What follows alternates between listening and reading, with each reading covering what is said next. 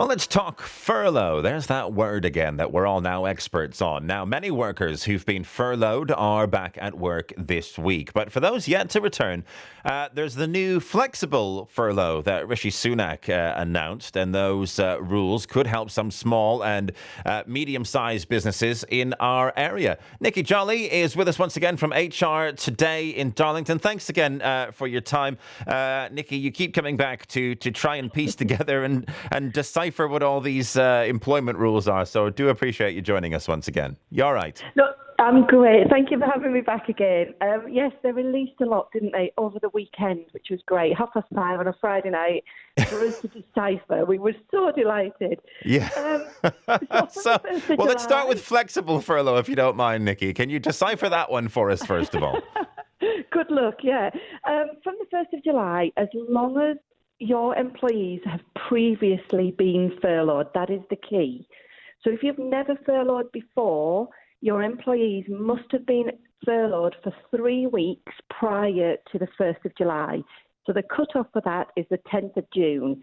So if you were thinking, I don't want to furlough, I want to see what happens, but you now want to take advantage of flexible furlough, you must put people on 3 weeks full-time furlough first. Now, it doesn't matter if that was back in March, April when this came out, but they must have done at least 1 3-week period.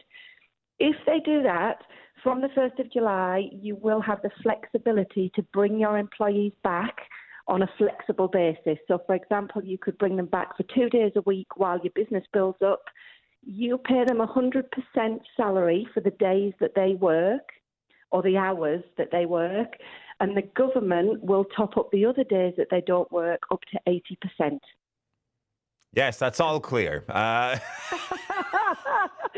it all has been through this. My goodness. Well, I bet you see, that sounds complicated. I suppose you look at it on paper and you say, okay, it makes sense to me. But just explaining it is complicated for you as an HR professional. So you must have employers and employees ringing you up saying, what is going on? What does this mean? Absolutely. I mean, thankfully for our clients, we do record everybody that's been on furlough. And as long as you've been able to make a 3-week claim for somebody, you know that particular employee can be flexible. And it is there to help businesses really rebuild. So it is a great tool. And as long as you can furlough them, it will give people a lot of flexibility. But ultimately, you pay them for the hours that they've worked for July.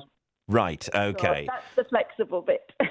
And what are some of these companies that you work with? What are they saying to you about the way that furloughed staff and the paying and contributing to salaries is being eased up? Because they were starting with the national insurance contributions, and then it was a 10%, then it was a 20%. Are the companies saying that they're ready for that?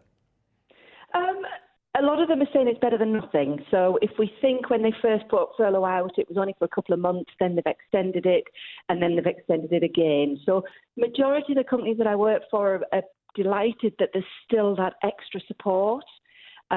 So it means that they can now start planning. And ultimately, that's what we're saying to businesses now. It's time to sit down and really plan. It's again giving people opportunities and giving them an extension before making decisions such as redundancy. So, ultimately the government have given them a tool that is going to allow them to do some planning. And by October, this funding is going to stop. So we're basically saying, can you afford it after that? And we're giving you some options to help you get to that point. Right. Okay. And plenty of information, I'm sure, is available online and through companies like yours to try and help people to decipher all this for themselves. Hey, listen, just while I've got you, before we go, we're hearing today that it's likely office Christmas parties will be cancelled this year as large gatherings are likely to be restricted for the foreseeable. Is that something you've heard? Because I know it's only June, but people plan for these things months in advance. They do plan months in advance, and it is difficult. I honestly am very optimistic that by Christmas that won't be the case, I'll be honest. Either that or we'll be having outside Christmas parties with our scarves and hats on. It depends who you listen to. I mean, I read an article from a scientist earlier in the week that said they predict by July this will have completely gone. Oh. COVID from the UK will have absolutely gone, and, it may come back in the winter, but it'll be a different strain. I genuinely don't know. I think groups are getting bigger and they are reviewing the furlough and the social distancing every 3 weeks.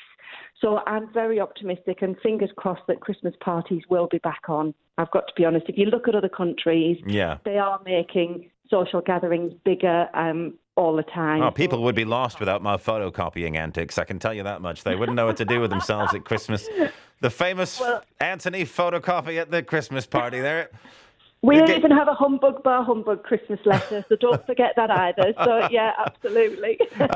Nicky, thank you so much for your time. Nicky Jolley there from HR Today, trying to decipher the rules of furlough for me and for you. What she was mentioning there about the science in July as well. I can't confirm that to you at this minute, but we will, of course, look into that for you. Different science seems to come up with different ideas, doesn't it, when it comes to coronavirus and COVID-19. So we'll have to wait and see on that one.